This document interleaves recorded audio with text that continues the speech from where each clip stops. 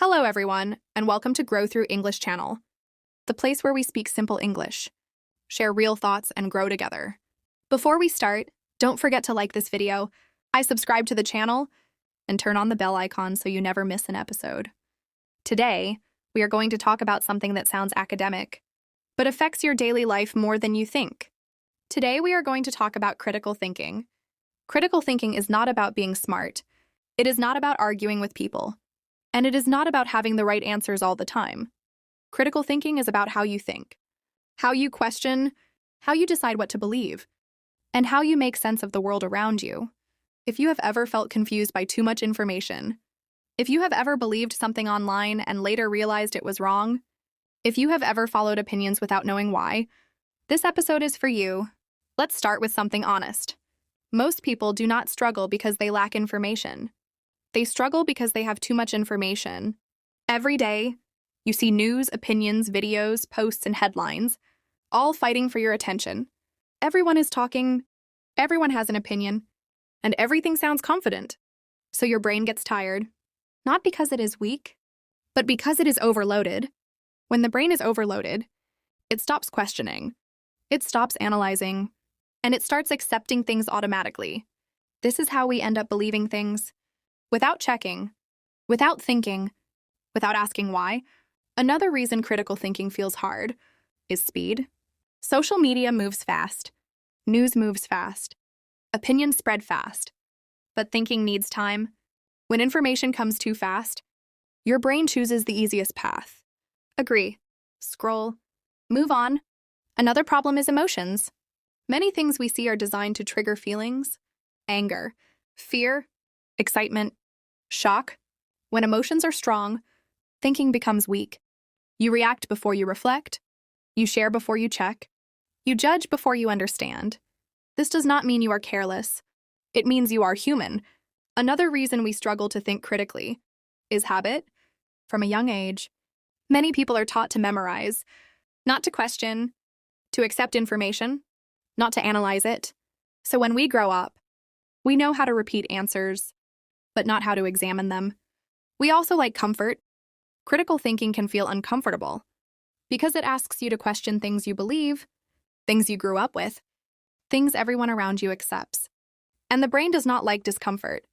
It prefers familiar ideas, even if they are wrong.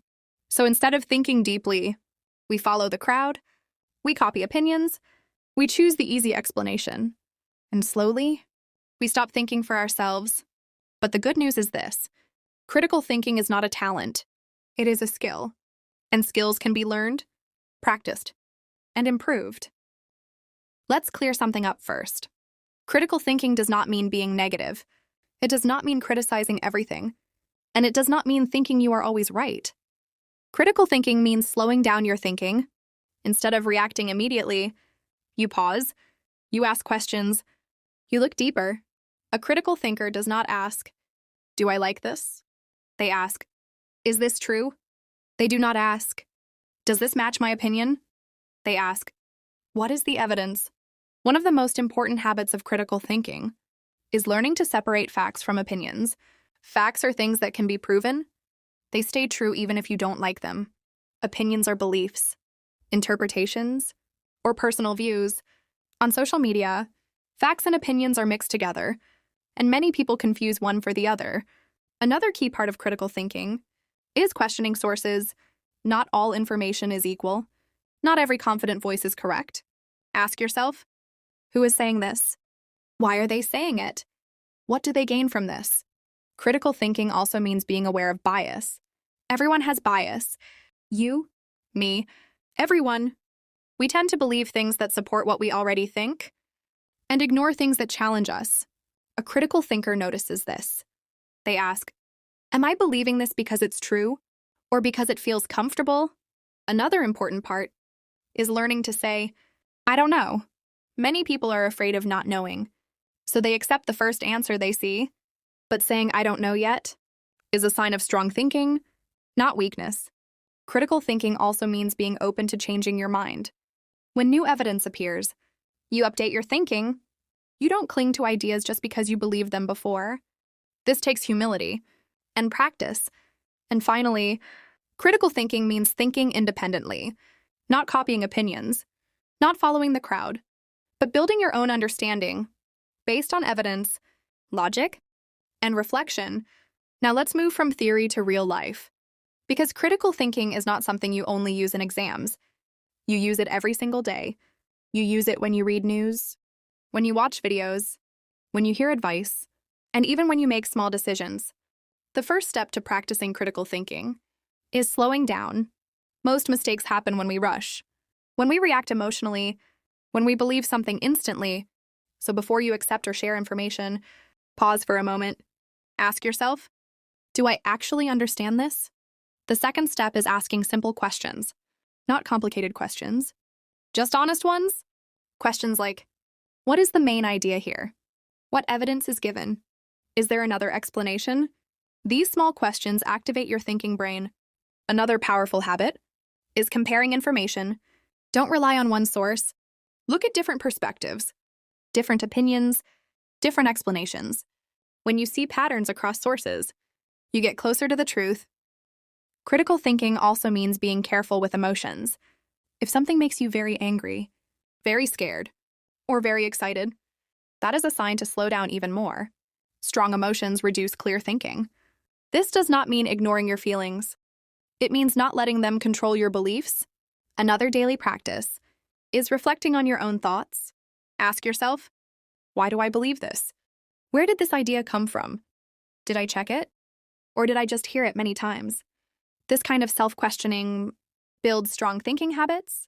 Also, learn to listen. Critical thinkers listen more than they speak. They try to understand before responding. Listening does not mean agreeing. It means collecting information. And one more important thing, accept complexity. Not everything is simple. Not everything has one clear answer. Sometimes the most honest answer is, it depends.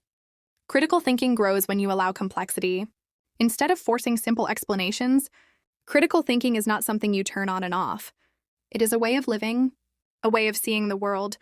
You don't need to question everything all the time, but you need to know when to slow down, when to ask, and when to think deeper. Building a clear thinking mind takes time, and that's okay. You will make mistakes. You will believe wrong things sometimes. You will change your mind. That does not mean you failed. It means you are learning. One of the most important parts of critical thinking is intellectual humility, knowing that you don't know everything, being open to learning, being open to correction. Another key part is protecting your mind. Not every piece of information deserves your attention. Not every opinion deserves your energy. Choose carefully what you consume, because what you consume shapes how you think. Also, give your mind space. Silence, reflection, and boredom are not enemies. They are where deep thinking grows. When your mind is always busy, always scrolling, always reacting, there is no space for thought. Create moments of quiet. Walk without headphones. Sit without your phone. Let your thoughts breathe. Over time, you will notice change. You will think more clearly. You will make better decisions. You will feel less confused by noise and opinions. Critical thinking gives you freedom. Freedom from manipulation. Freedom from confusion. Freedom to choose what you believe. Thank you for listening. If you enjoyed this episode, do me a quick favor. Like the video, subscribe to the channel, and turn on the bell so you don't miss the next one. Let's keep growing together. Let's grow through English.